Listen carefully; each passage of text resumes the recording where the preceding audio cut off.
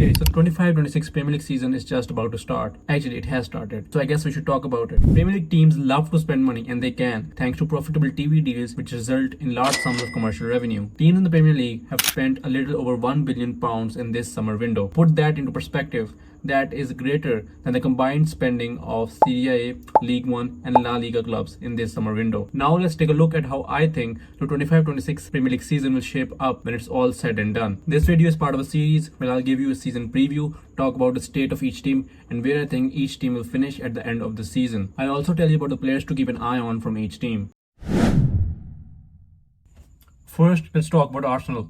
Arsenal have finished second in the Premier League for a third year in succession. There's not much to talk about here. Arsenal have a good team, they have a great coach, and they have all the ingredients necessary for a successful Premier League campaign, and yet they still fall short of Premier League glory every season. Let's take a look at who Arsenal have brought in this summer window. The incomings are Victor Gyökeres, Martin Zubimendi, Noni Madueke, Christian Mosquera, Christian Norgard, and Kepa Arrizabalaga. Let's talk about some of the players. The arrival of Victor Gyökeres will certainly quieten the shouts for a new number 9 that have been very loud among the Arsenal fans for some time now, although the pressure will immediately be on the Swedish striker to hit the ground running. The long-standing target Martin Zubimendi should provide a sense of calm to the already well-oiled midfield, while manager Mikel Arteta will look to get the best out of Declan Rice and also rejuvenate captain Martin Odegaard. I do not particularly like the Noni Madueke signing. I do not like him as a player, but I guess his role will just be a backup to the main man Bukayo Saka. However, I do think if Gabriel Martinelli has his annual mid-season dip in forms, Noni Madueke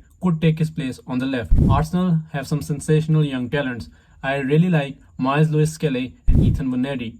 These are the players to watch for this season. No Arsenal player managed 10 goals in the Premier League last season, so the onus is on Gyökeres, who scored a staggering 97 goals in 102 games for Sporting. The only issue is that the 27-year-old never played in England's top flight.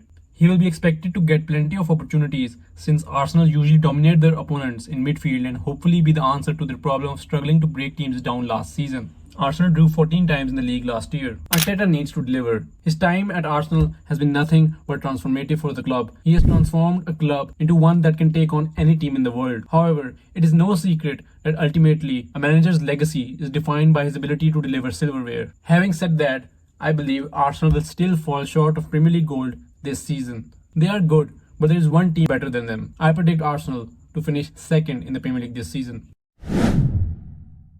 This summer has seen Brentford go from an established and admired club to back how they were when they first arrived in the Premier League in 2021. Okay, I'm probably being a bit dramatic, but the point still stands. In this summer, the manager, the leader, the conductor, Thomas Frank, departed to join Spurs. Frank took 3 key members of staff with him in Justin Cochrane, Chris Haslam and Joe Newton to Tottenham.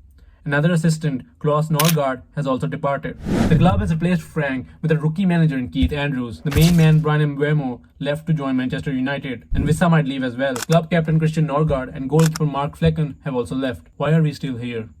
Just to suffer? Every night, I can feel my leg and my arm, even my fingers. The body I have lost, the comrades I have lost won't stop hurting. It's like they're all still here. If you get that reference, comment down below. Okay, so enough of the shenanigans. Let's get back to football. A very different Brentford will greet opponents next season. Ones to watch will be Fabio Carvalho and Igor Thiago. I'm going to be a bit dramatic over here, and I predict Brentford to finish 18th in the Premier League season and get relegated. Now let's talk about Crystal Palace. Crystal Palace won the first major trophy in the club's history by defeating Manchester City in the FA Cup final last season. And you'd think this would be a very happy summer for the Palace fans, but the celebration was cut short after UEFA announced that Palace would be demoted from the Europa League to the Europa Conference League for breaching UEFA's rules on multi-club ownership. Palace have remained timid in the transfer window, and this will probably have an impact on the performance of the team. While they do have a solid team, they still lack squad depth. The manager Olivier Glasner is amazing, he's a genius, I love him, he's an excellent coach, but the club has to show ambition if they want him to build towards a greater future. Ones to watch from Palace are the usual Abere Eze, Ismail Assar and Daniel Munoz, although Eze might go to Tottenham. Also look out for Adam Wharton in the midfield. He's a promising young talent, I really like him. I predict Crystal Palace to finish 13th in the Premier League this season. Now let's talk about one of the newly promoted teams, Leeds United. Can Leeds United finally get away from the ghost of the championship? Could they defy the growing norm that these days promoted teams are only welcome for 1 year in the Premier League and then they go back to the championship? Daniel Farke, the manager, is no stranger to this situation. Leeds have made 7 summer signings to add the much needed height and aggression to last year's team. Yet, while the arrivals of Lucas Perry, Haka Biol, Sean Longstaff, and Anton Stash have fortified the goalkeeping, defensive, and midfield departments, Lucas Mecha remains the sole attacking signing. Patrick Bamford has been told he's not part of Farke's plans, and Matteo Joseph and Joe Gelhardt have left on season-long loans. Leeds are racing against time to rebuild the front end of the team, but Leeds fans must remain positive. Games are often won and lost in midfield, and with Longstaff, Stash, Ampadu, Tanaka, and Ilya Grieve competing for midfield spots, the engine room appears well staffed. One to watch from Leeds this season is Ao Tanaka. I predict Leeds to finish 17th in the Premier League this season, just above relegation.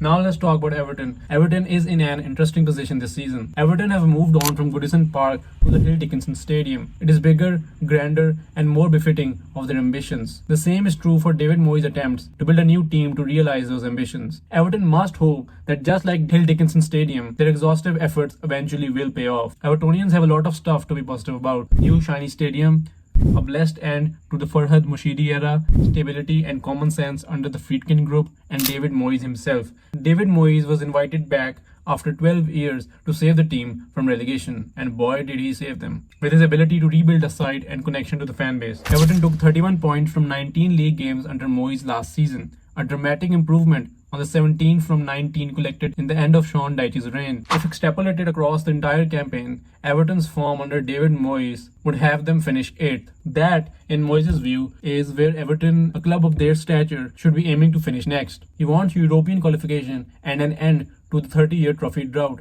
not just a modest step to the mid-table. Among the signings this year, the signing of under-21 French striker Thierno Berry and Kiernan Dewsbury Hall in midfield are interesting and will surely strengthen the team. One to watch from Everton this season will be Iliman Ndiaye.